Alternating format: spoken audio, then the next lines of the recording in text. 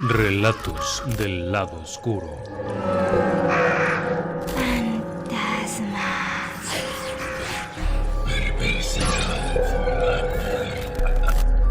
Relatos del lado oscuro.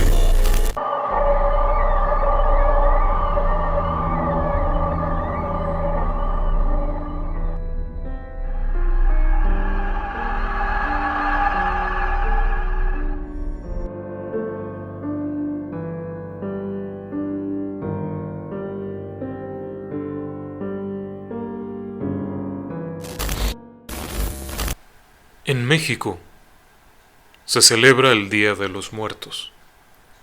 Es una antiquísima tradición. Desde épocas muy remotas en las culturas del altiplano en la República Mexicana, existía una fuerte creencia de que el Día de los Muertos, los familiares que habían fallecido tenían una especie de permiso para salir e ir a visitar a sus seres queridos. Con frecuencia esto incluía regalos, colocar ofrendas, colocar adornos llamativos, flores, comida y muchas otras cosas que resultaran atractivas para los difuntos. Era un regalo. Esto fue pasando por muchos años, la época de la conquista, cuando llegan los españoles a conquistar México, se mezcla con la tradición de Todos los Santos española, se hace que embone por parte de los misioneros que se dan cuenta que no pueden evitarlo.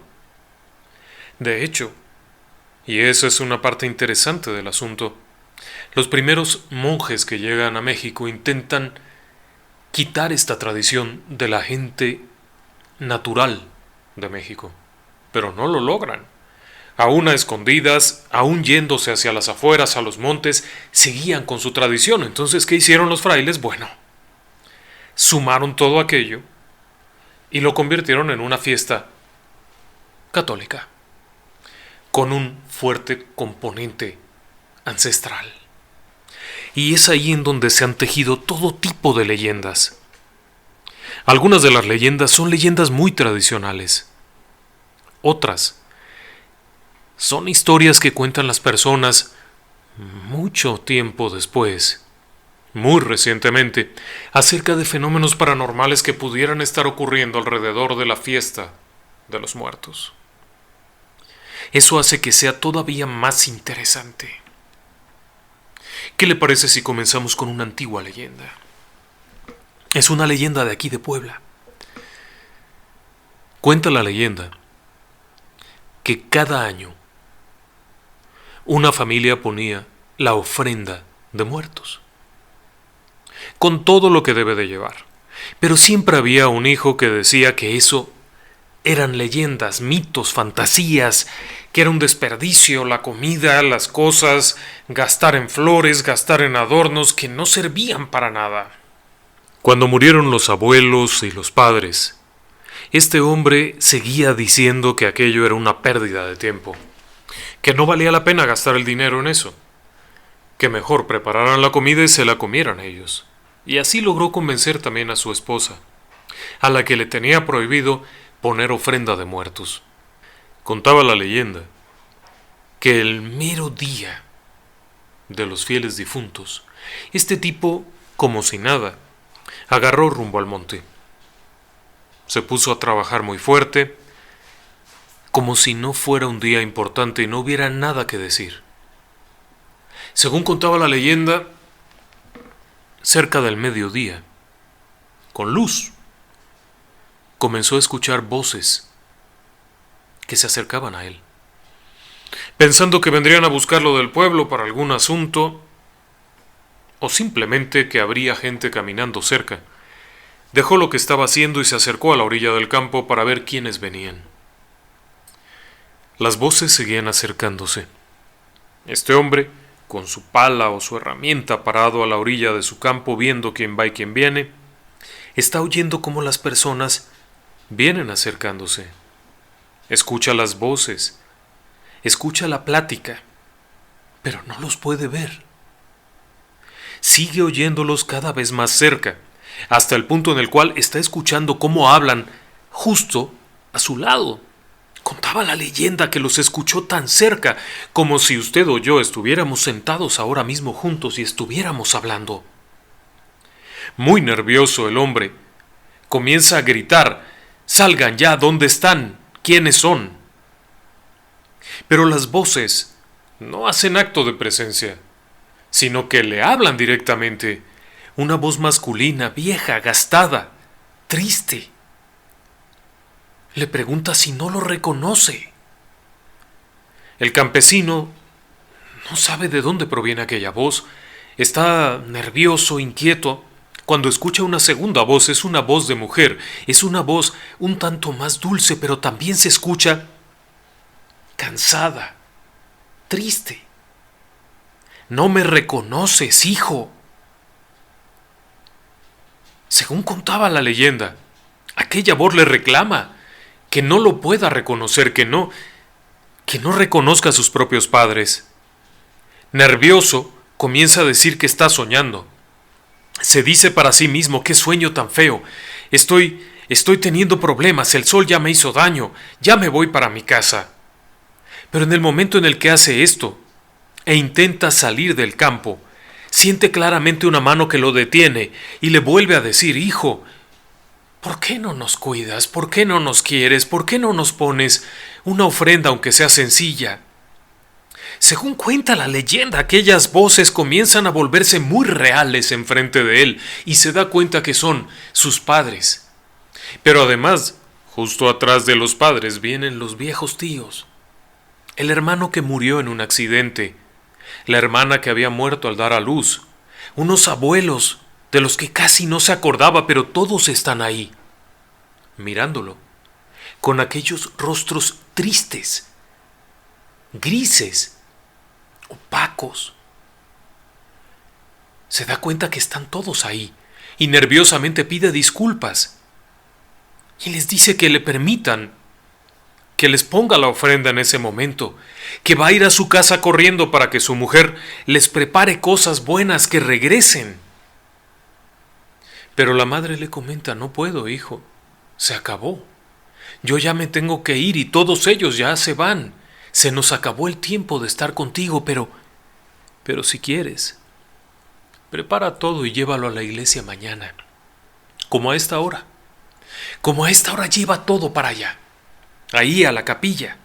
Dile a tu mujer que prepare cosas buenas y que lleve muchas tortillas». Otro de los tíos viejos, del que casi no se acordaba, le dice que lleve también tamales. Alguien más grita que lleve atole. Otro más grita que no se les olvide el café con harta canela. El hombre sale corriendo en dirección a su casa. Al llegar le pide a su mujer que rápido mate unos pollos, un guajolote, algo, lo que tenga, que muela maíz, que prepare salsa, que prepare un poco de mole, que prepare muchas cosas, porque van a montar una ofrenda. Corre a traer flores, corre a traer unos tablones y arma una ofrenda en la que coloca lo que tiene a la mano. En una época muy antigua no había fotos, así es que coloca cosas que tenía de los difuntos, el recuerdo del reloj que le había regalado su padre, un chal que pertenecía a su madre, pone la comida, riega flores por todas partes.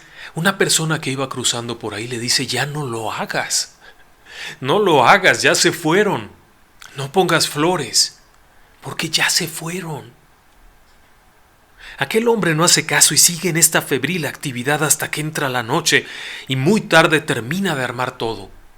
Pone un montón de veladoras, pone también otras cosas ahí y se siente a esperar.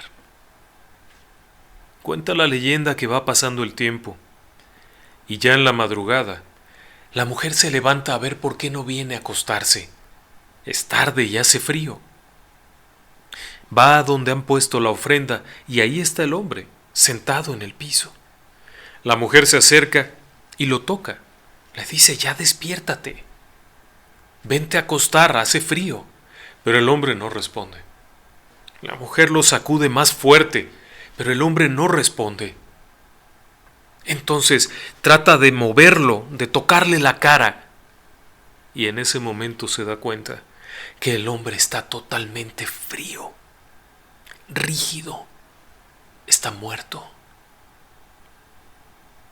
Según cuenta la leyenda, el castigo por no haber cumplido con los fieles difuntos fue la muerte. La comida que prepararon efectivamente al día siguiente la llevaron a la iglesia, como era la costumbre de antes. Al velorio siempre se llevaba comida, café con mucha canela, panes, atole. Se llevaba comida para los que venían al velorio. La comida no era para la ofrenda, era para su propio funeral. Esa es una leyenda típica de Puebla. Creo que se cuente también en muchas otras partes del país. Pero es una leyenda, una simple leyenda. Aunque también hay historias interesantes de esto. Déjeme que le platique un poquito más.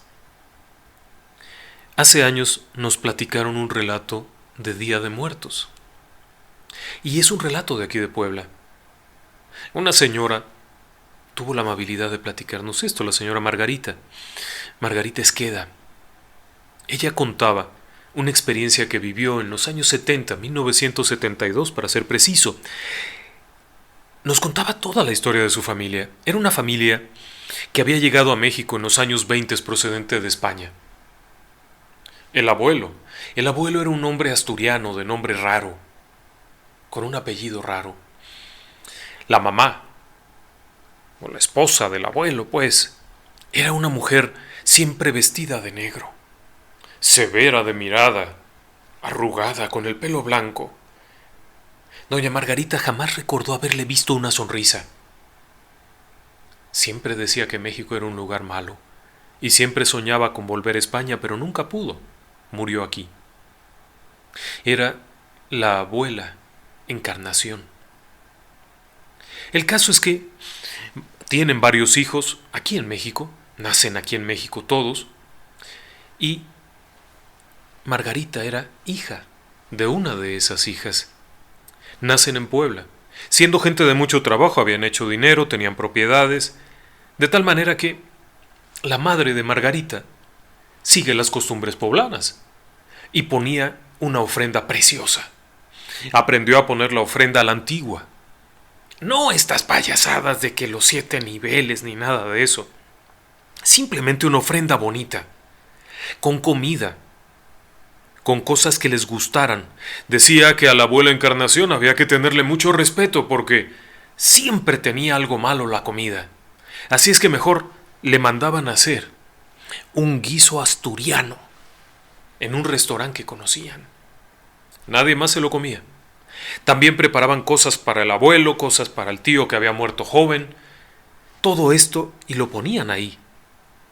Ellos creían, en buena medida los viejos, que los muertos al venir venían como si fuera una comida, como cuando se juntaban todos.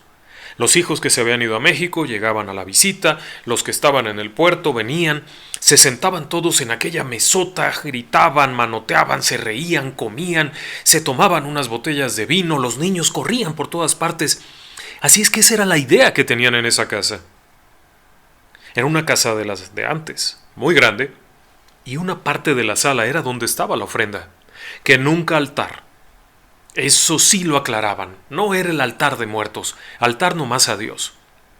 A los muertos es una ofrenda, es una invitación. Y ponían caminito de flores y ponían todo lo necesario. Cuando Margarita se casa, se va a vivir con su esposo y pone también su ofrenda. Y en la ofrenda no podía faltar la abuela Encarnación, el abuelo Carlas y claro, el tío que había fallecido pronto, su hermano. Un hermano al que también le había pasado algo trágico, había muerto muy pronto porque era muy romántico. Y en una de esas lo agarraron y bueno, le tocó la de malas. A cada quien le ponía sus cosas.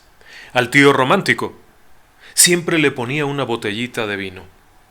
Le ponían cigarritos, cosas de esas. También había otro tío que había muerto, y a ese le ponían unos cigarros que costaba un trabajo bárbaro conseguir. El caso es que era una costumbre muy bonita. Los guisos, todo aquello. Cuando ya nacen los hijos de Margarita, seguía con esa tradición, y cada año, Cuando fallecía algún familiar, la foto del familiar era la que se ponía al centro, la del que acababa de fallecer, para darle la bienvenida, para que supiera que esa era su casa. Margarita decía que ella no lo creía que ocurriera eso. De hecho, por las tardes recogía la comida y la metía al refrigerador, porque a lo mejor al día siguiente alguien quería un platito. El caso es que, en aquel año de 1972, Margarita tiene 4 hijas. La más pequeña apenas tiene 5 años y la vida va muy bien. Cuando viene acercándose la fecha de muertos, prepara todo lo necesario, manda a traer las flores, el papel picado, prepara la comida y van a un lugar en el centro de Puebla en donde hay tiendas de dulces típicos, clásicos, y mandaba a comprar dulces. Sabía que a 2 o 3 de los parientes que ponían en la ofrenda le gustaban estos dulces, aquellos otros. Siempre había una botella de coñac. Al abuelo le gustaba el coñac. A la abuela Encarnación no le gustaba nada. Así es que había que ponerle de todo para que algo le gustara. Recordaba que tomaba anís, y ese sí ponían. Ese año de 1972 había habido una persona que había fallecido ese año. Temprano en el año había muerto, así es que tocaba poner su foto. Era la tía Remedios. La tía Remedios era un personaje. Decía la señora Margarita que era la mujer que nunca se casó, que nunca tuvo hijos, que nunca quiso saber nada de la vida. Vivía sola, tras la muerte de Carlas y de la abuela Encarnación. Remedios se había quedado a vivir sola en una enorme casa, en el centro de Puebla. Tenía propiedades, rentaban edificios, comercios, lo que fuera, así es que dinero no faltaba nada, pero esta mujer no iba a ninguna parte. Cada año alguien la invitaba, nunca iba. Había muerto sola. Nadie se dio cuenta de que había muerto hasta unos días después, cuando la empleada que hacía la limpieza fue a verla y la encontró muerta. Había sido algo muy triste, pero realmente nadie se llevaba con ella. Cuando nacieron los hijos de Margarita, las hijas, siempre les mandaba la invitación a la tía, que viniera al bautizo, que viniera a la primera comunión, que viniera a la confirmación, que viniera al cumpleañitos. Nunca asistió.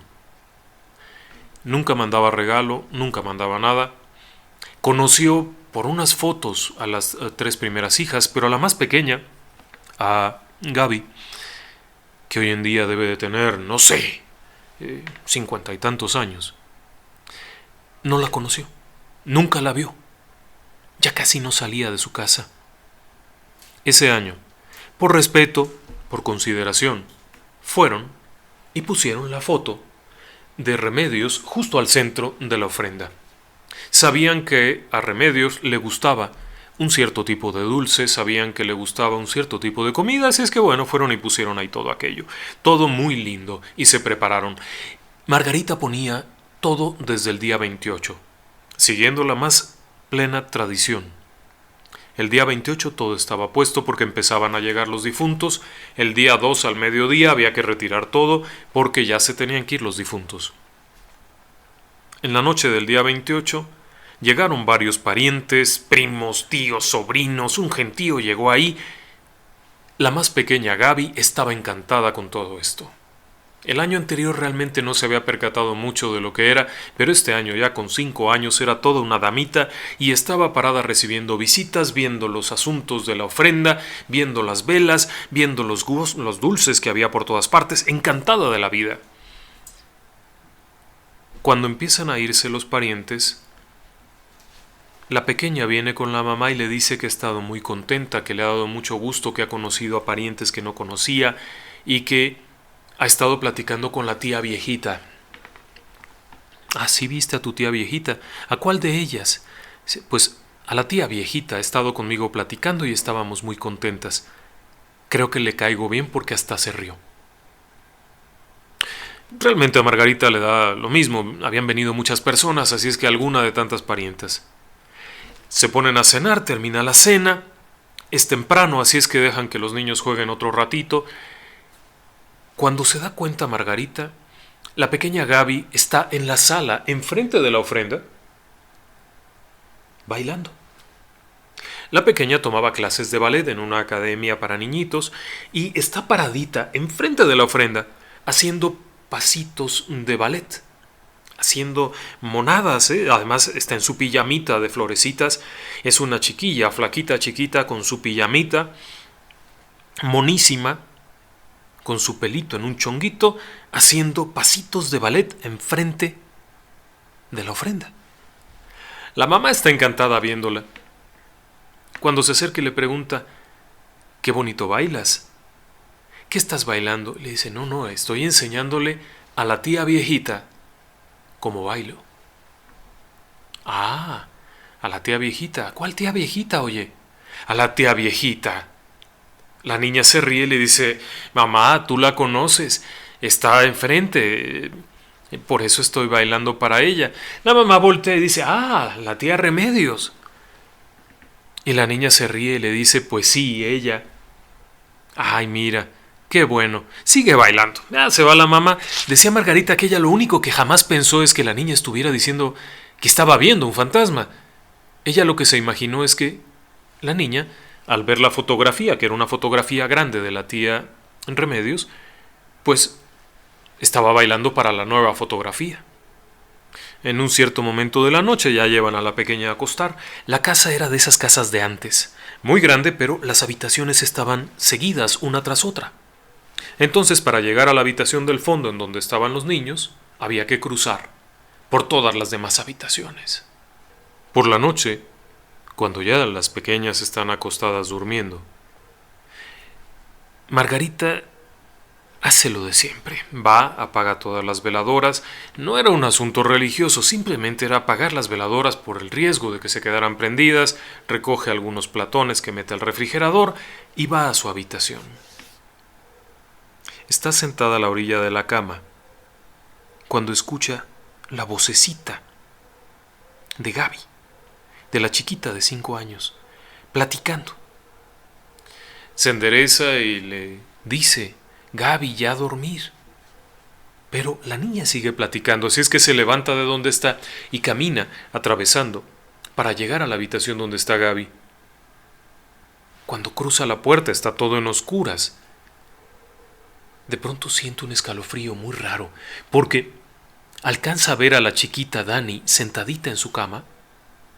Al lado de ella está su hermana dormida en otra cama. Y le parece ver que hay alguien sentado a los pies de la camita de Gaby. Hay una persona sentada ahí.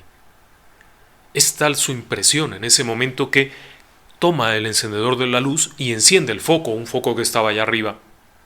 Cuando se enciende esto, la niña reacciona y le dice: «Pero mamá, ¿por qué prendes la luz?». La que estaba dormida dice: «Ay, ya me despertaron», y empiezan a quejarse. Dice: ¿con quién estabas hablando?». «Te dije que con mi tía viejita». Dice: «No, hija, tu tía viejita, la tía ya falleció, la tía Remedios ya falleció, no puede estar platicando contigo». La niña simplemente le dice que ella estaba platicando con su tía viejita. Apaga la luz, se sale de la habitación con una sensación muy rara, deja las puertas abiertas, se acuesta, su esposo ya estaba ahí durmiendo. Ella no puede dormir, le quedó una impresión muy rara, está hasta temblorosa porque cuando en la oscuridad vio aquello, vio a alguien sentado ahí. Cuando prendió la luz no había nada. Durante esa noche no volvió a escuchar nada inusual y en algún momento de la madrugada se quedó dormida. A la mañana siguiente, las niñas no iban a ir a la escuela, así es que las deja dormir un rato más en lo que pone las cosas de la ofrenda. Alguien le había dicho que pasaría por ahí a saludarle y quiere que se vea muy bien. Prende las veladoras, todo está perfecto.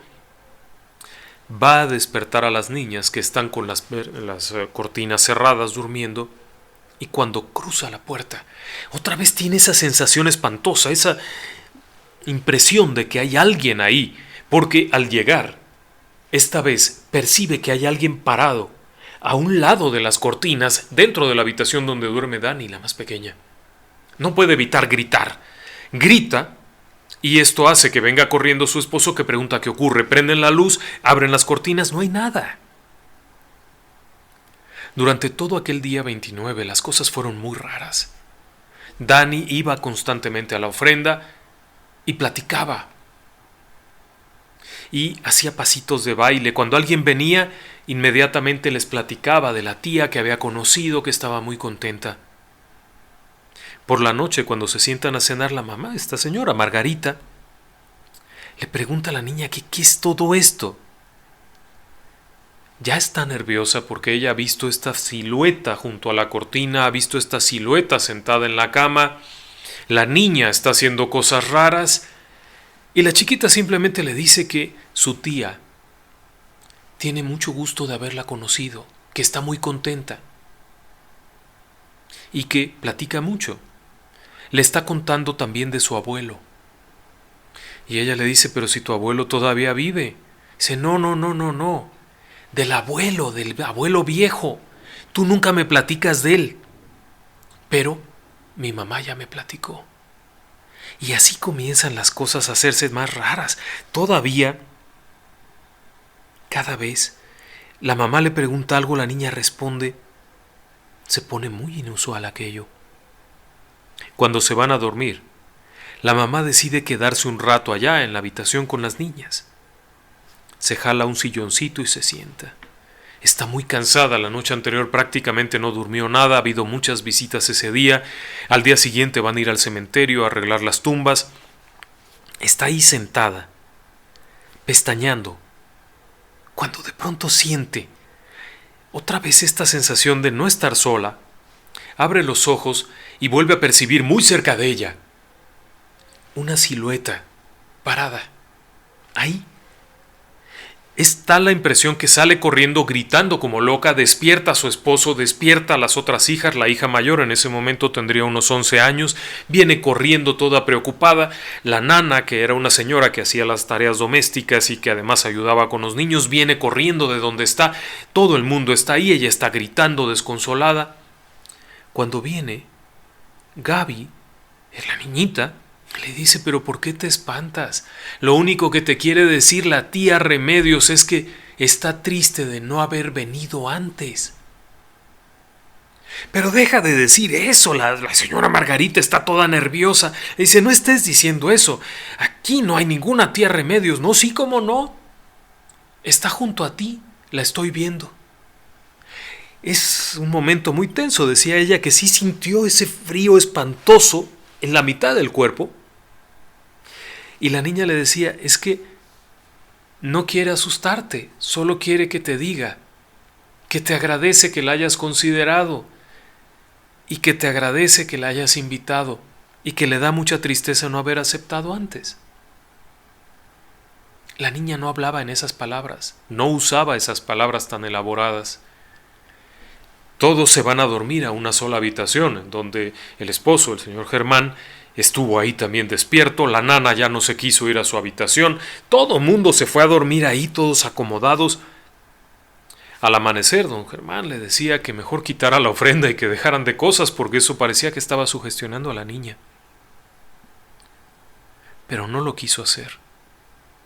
Por la noche, cuando ya todos se habían ido a su habitación, ella se acercó a la ofrenda, había dejado todo prendido. Dice que era tal la impresión de que realmente estaba ahí la tía Remedios, que jaló una silla y se sentó, con las veladoras prendidas, todo. Y le pidió disculpas a su tía, le dijo, tía, perdón por no haberte atendido, por no haberte ido a ver, por no haberte llevado yo a mis hijas a que las conocieras. Discúlpame, pero ya sabes que esta es tu casa y pues te vamos a extrañar mucho. Después de aquello no volvió a ocurrir nada. El día 2, cuando ya iban a recoger las cosas, Gaby, la chiquita, no dejaba de estar viendo por la ventana hacia la calle. Estaba paradita ahí en un sillón mirando por la ventana. Cuando todo aquello estaba guardado, lo que se iba a ir a la basura, vino a decirle a su mamá que le había dado mucho gusto conocer a su tía, que le dio tristeza cuando la tía se fue, pero que le había dado mucho gusto. Durante los años siguientes, Margarita cada año esperaba que algo raro ocurriera. Había veces que no pasaba nada. Conforme Gaby fue creciendo, ya no volvió a percibir nada, lo cual es muy común en los niños. Pasados los 5 o 6 años se pierde esa capacidad de ver cosas, de hablar con quienes ya partieron y demás. Así es que ya no ocurrió, solo que de vez en cuando sí le pasaban cositas. Cuando pusieron una de las fotos de uno de los tíos que recientemente había fallecido, amaneció en el piso. Era curioso, pero ese tío no se llevaba bien con nadie, y de hecho, siempre había sido muy tramposo, y siempre había visto la manera de quitarle sus cosas a los demás desde muy niño. Así es que cuando pusieron todas las fotos y pusieron la del tío en el centro, amaneció abajo. Otro día, le sorprendió que la foto del tío aquel que había muerto joven por romántico estaba en el lugar de siempre, pero sus regalos no estaban ahí. Estaban abajo, en la foto del tío tramposo. Decía que era una cosa muy curiosa. No sé si todavía viva, pero si vive, le mando un abrazo. No lo sé de cierto. Pero son historias que se cuentan alrededor del Día de Muertos.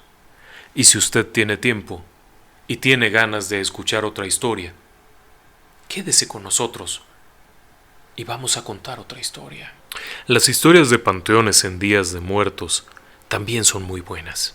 Aquí en México se acostumbra mucho que el Día de Muertos, el 2 de noviembre, las personas también visiten las tumbas, no solamente el mismo 2 de noviembre. La tradición dice que los difuntos comienzan a llegar desde el día 28 y se quedan hasta el día 2 de noviembre cuando regresan al lugar de descanso. Así es que las personas visitan los cementerios. Es una costumbre muy arraigada el arreglar las tumbas, limpiarlas, lavarlas, ponerles muchas flores de cempasúchil, como esas, y adornarlas. Muchas personas incluso llegan a pasar la noche en el cementerio, con veladoras, con una fogata, contando historias, llevan comida, música. Es un motivo de fiesta en muchos de los cementerios importantes de México. En los cementerios tradicionales se hace una fiesta por la celebración de los muertos. Van allá y se alegran por el recuerdo, por la memoria. Es algo muy peculiar. Otros países quizá no lo tengan, pero aquí, el hecho de que una persona muera no necesariamente es una tragedia.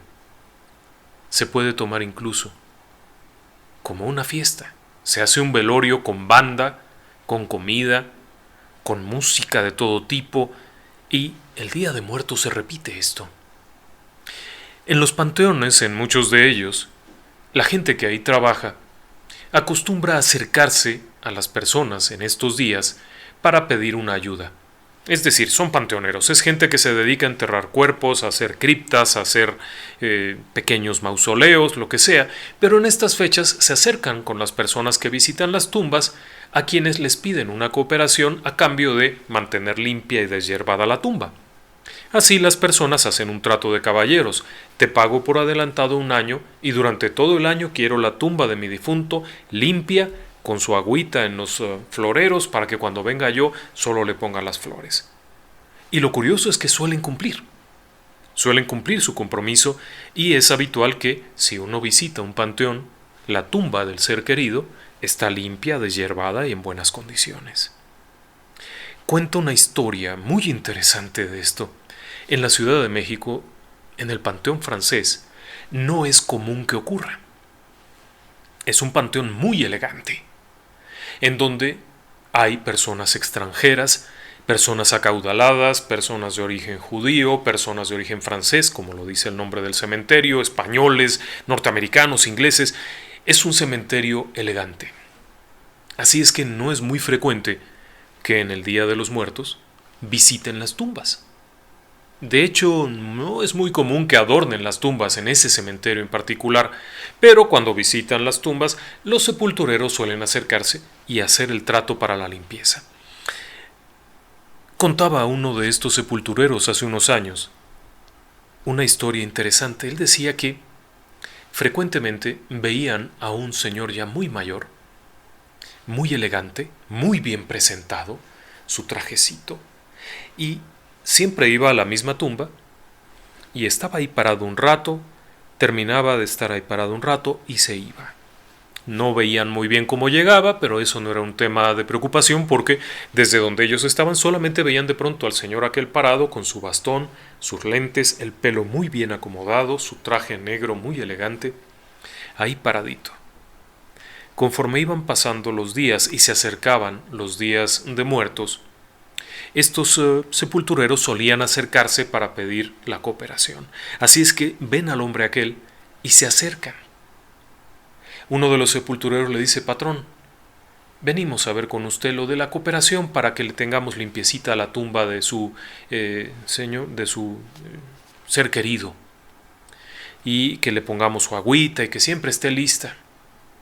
Aquel hombre simplemente los mira, le sonríe y le dice en una voz que se oía muy cansada, muy cansada: ven dentro de 8 días y aquí te van a dar la cooperación.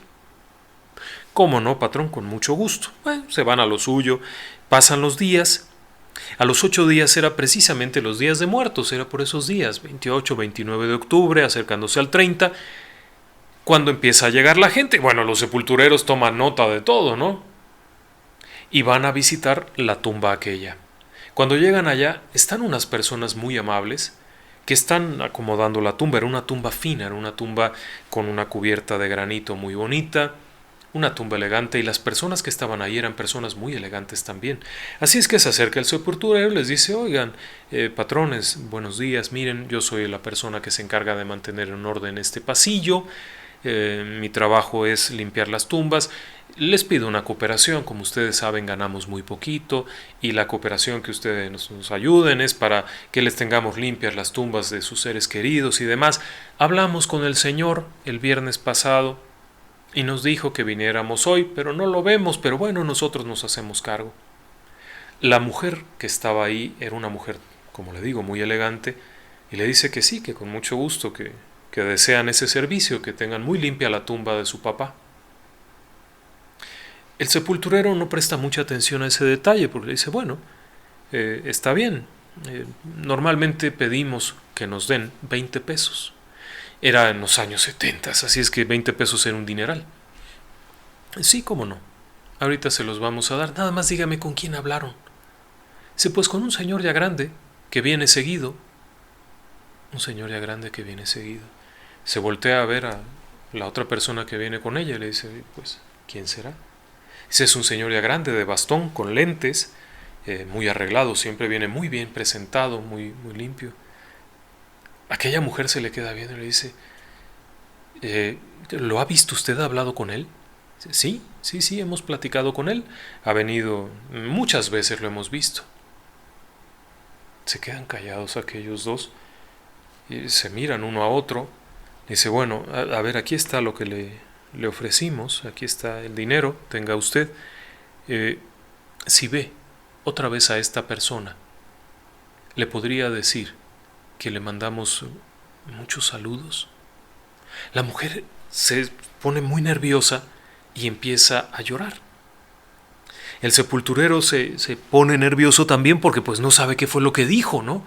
Le dice: perdone, patrona, pero no, dije algo malo, discúlpeme, por favor. Le dice: no, nada más, por favor, cuando vea al señor ya grande, dígale, por favor, que lo extrañamos mucho.